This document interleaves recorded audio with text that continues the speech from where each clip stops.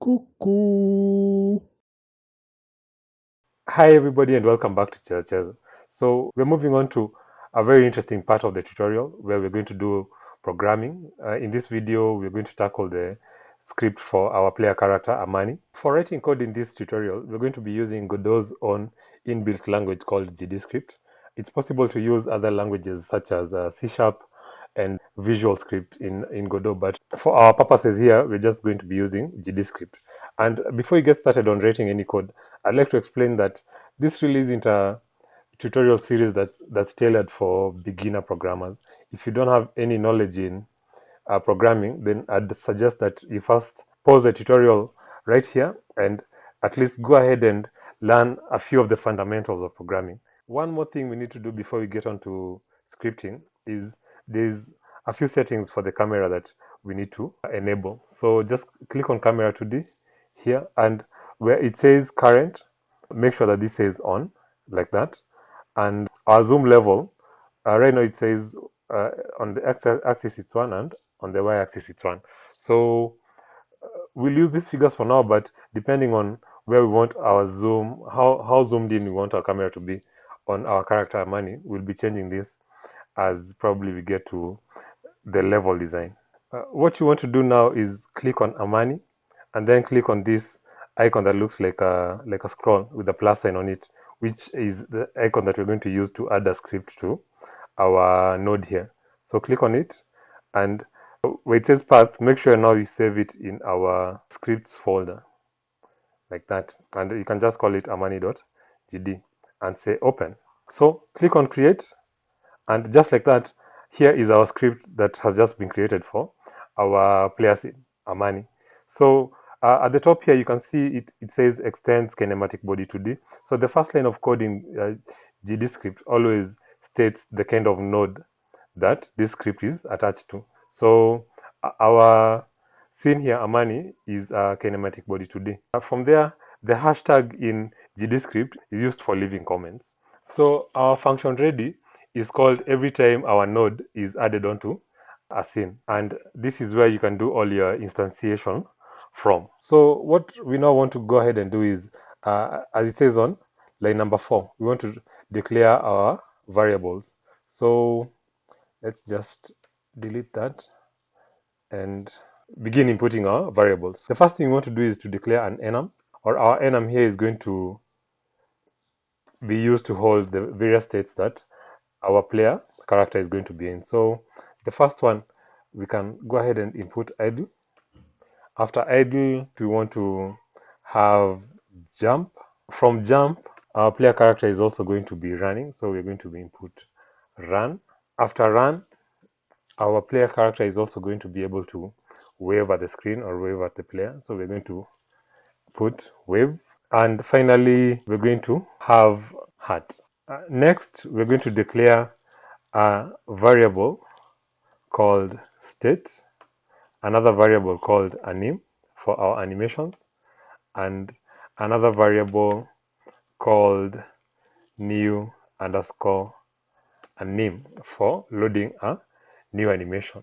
From there, what we want to do is now go ahead and write our very first function, and we're going to call it function change underscore state, and it's going to pass a variable called new underscore state.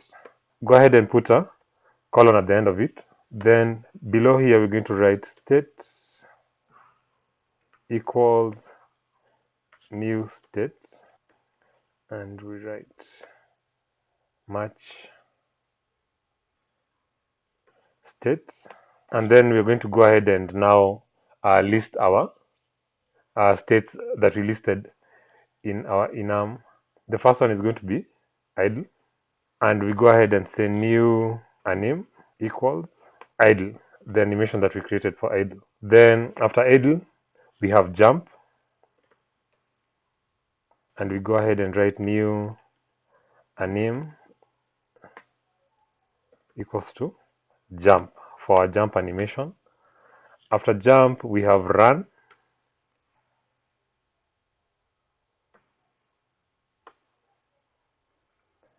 again we have new anim equals run.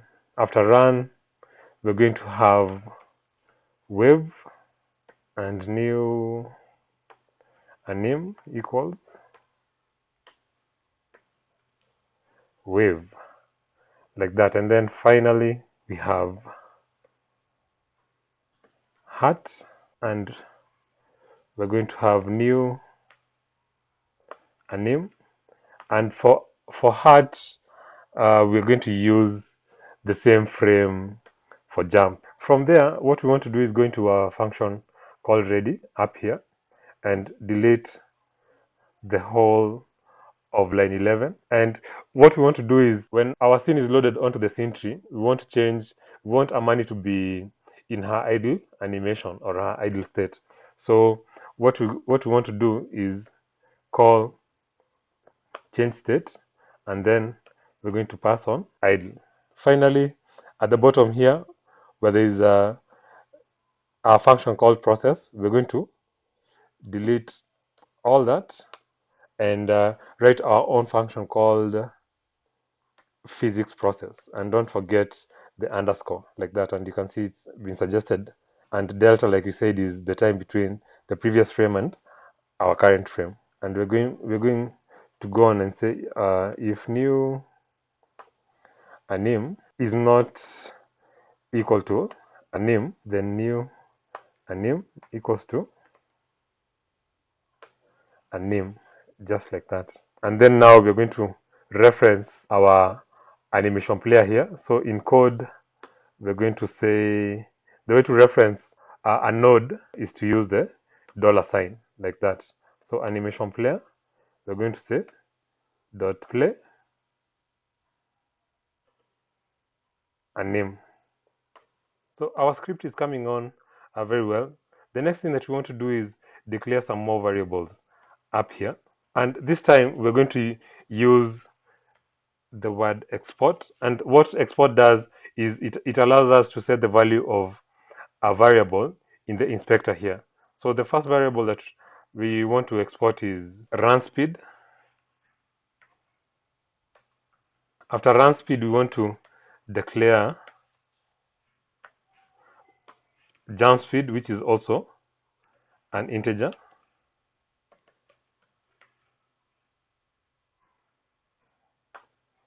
And lastly, we want to declare a variable for gravity. So if you go ahead and click on Amani, you'll see the three variables that we've just declared: run speed, jump speed, and gravity, right here. So we can be able to go ahead and set the values in the inspector. Next, we want to go back to our script for Amani, and we're going to declare a new variable called velocity, and it's going to be equal to vector2. From there, the next thing that we want to do is now write a function for accessing our controls or for our inputs. So at the bottom here, have a new function, and we're just going to call this function get inputs. So the first thing that we want to do as far as controls is concerned is disable any input when the player is hard. So if state is hard, return. And we can there's a slight error here. We're supposed to have a colon at the end of that line of code, like that. From there, below that, we're going to have variable right, which is our movement towards the right. Is going to be equals to input dot is action pressed, and select here right. Then below that, we're going to have variable left equals input dot is action pressed and left, and then jump input dot is action pressed, and of course you select jump. So from there, the next thing we want to do is set the velocity for our character, and now movement occurs in all directions. Go ahead and write velocity dot x, which is now movement on the x-axis, will be 0. And then if we're moving to the right, velocity dot x is going to change by our run speed. And then now for our sprite here, we're going to say that it's supposed to be facing to the right. So again, like I said, if you want to reference one of the nodes in the scene here, use the dollar sign. So sprite dot flip h horizontal is going to be false. So we go ahead and do the same for movement to the left.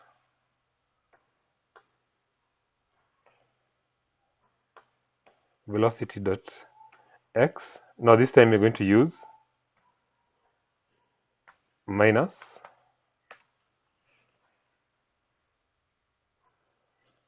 run speed, and then now we say that our sprite is going to be flipped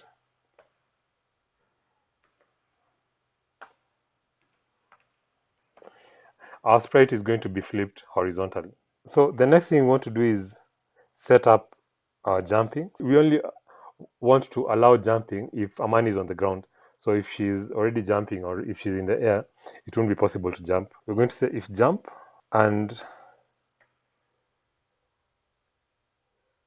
is on floor, change the state to jump, and now change velocity in the y-axis to our jump speed. Next, we want to sort out our running. We're going to sort out our transition from being idle to running. So if state is the same as idle and our velocity on the x-axis is not 0, we change state to run. Next, we want to sort out changing our state from running to being idle. So we go ahead and say if state is the same as run and our velocity on the x-axis is 0,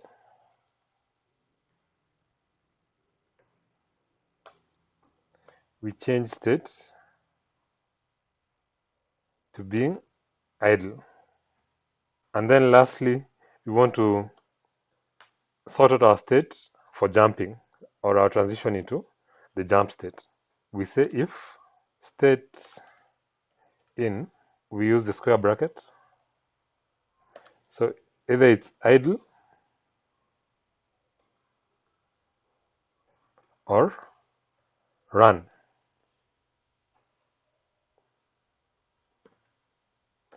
And Amani is on the floor, so and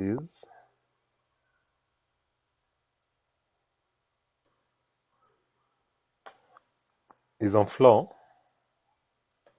We change the state to jump. So the whole of this function here is now sorting out our movement. We first started by sorting out our movement to the left, to the right, and jumping. Before that, we disable any input if Amani is hurt. Then from there, we moved on to changing the animations that are going to be shown for our sprite during our various states. So now what we want to do is call this function get input in physics process. Remember this physics process is called every frame because of delta. So we're going to say get input, and then also what we want to do is now add the force of gravity, so that whenever our player jumps, she's able to be pulled back down to the ground. Otherwise, when you press jump, the player will go up and up and up infinitely. We're going to say velocity on the y-axis is equals to gravity multiplied by delta. And then finally, we're going to add one line of code here that is going to allow us to move our player character. We say velocity equals move and slide.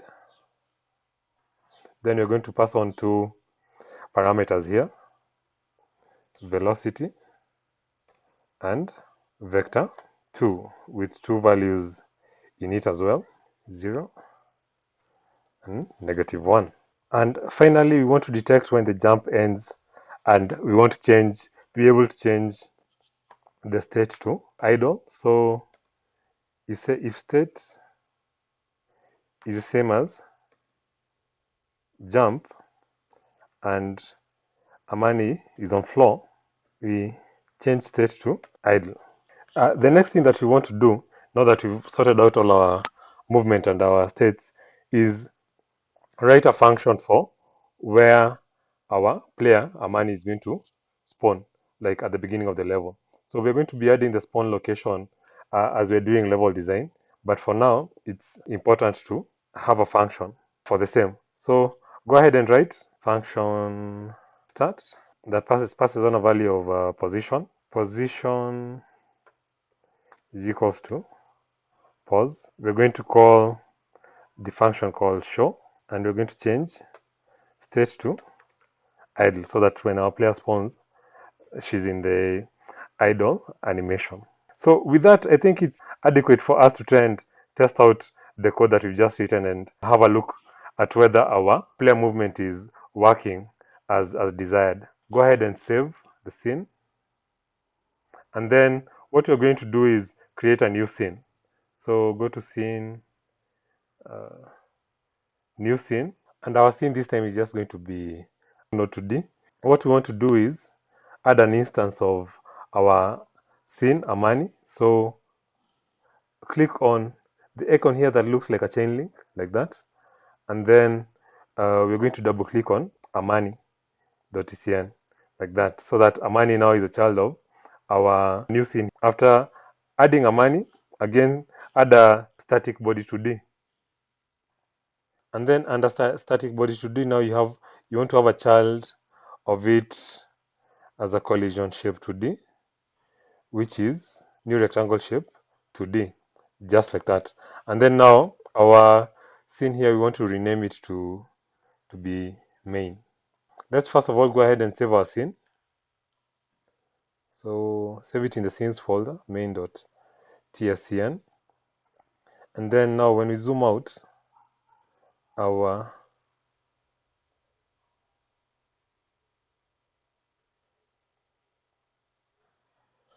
collision shape 2D here, what we want to do is extend it like this.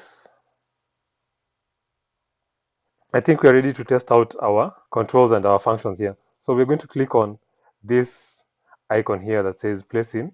Now it seems that we're having an error here, and I'm guessing that it's because we didn't set any of these values here. So run speed, we can just start with a small value of maybe 20. Remember, these values I'm setting just off the top of my head. We can adjust them later based on the feedback that we're going to see on the screen. So jump speed, we can have it at 5, and gravity, let's have it at 9. Let's do this again. And still, after setting these values here, I'm finding that I'm still getting the error, and the error is on line 39 of our script. So just looking at this, I think I made a mistake here. It's supposed to be anim equals new anim, just like that. So let me see if I'm still going to be getting the same error, or it's going to work this time. There we go. You can see that the game has launched, and Amani is able to move to the left and to the right. For some reason, I'm not able to trigger her jump, but I'm happy that at least the movement, as you can see there, she's able to run this side and that side. For the jump, I'm not quite sure what the issue may be. In any case, I think For this video, we can call it a success. We've been able to have the script for the player, and like we've seen, the basic controls and everything else is working without any errors. So as for the jump, I'll try and figure out what the issue is and give an update in the next video. I know it's been a long video, and yes, we'll add on to the player script next time. So that's about it for this video. Don't forget to like the video. Also, if you'd like to see more content coming up, please subscribe. And lastly, if you have friends that you think would enjoy learning about game development, please share this video with them. I'd be really appreciative if this tutorial got to as many aspiring developers as possible. Thank you, and see you in the next one.